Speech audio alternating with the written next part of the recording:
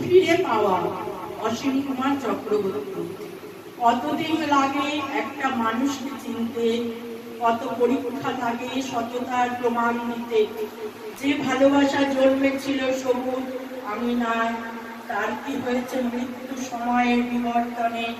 সংসারে তাপে সবুজকে হারিয়েছে রং, নৈমিত্তিক টানা পড়ে হয়ে গেছে স্নিগ্ধতা। কেন এত ভুল বোঝাবুঝি, মন কষাকষি? যে কণ্ঠস্বর এক সময় জোগাত ভরসা, যার হাত ধরে এতটা পথ চলা নির্ভয়ে, তাতে কেন তবে আর গ্রহণের কালো ছায়া? কেন অকারণে কালবৈশাখীর আবির্ভাব? কোথায় গেল বসন্ত সে মলয় বাতাস?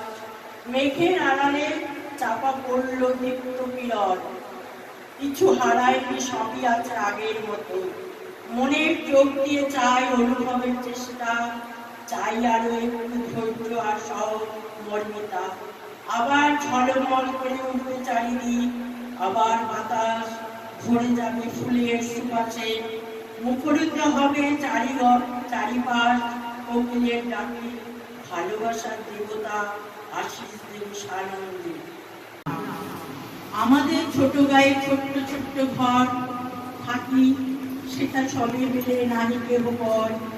পাড়ার সকল ছেলে মোড়া ভাই ভাই একসাথে খেলি আর পাঠশালে যায়। হিংসা ও মারামারি করুণায় করি, পিতা মাতা গুরুজনের সদা মোর ভারী। আমাদের ছোট গ্রাম মায়ের সমান, আলো দিয়ে বায়ু দিয়ে বাজাইছে প্রাণ। মাঠ ভরা ধান আর জল ভরা দিদি, চাঁদের কিরণ লেগে পড়ে ঝিকিমিকি।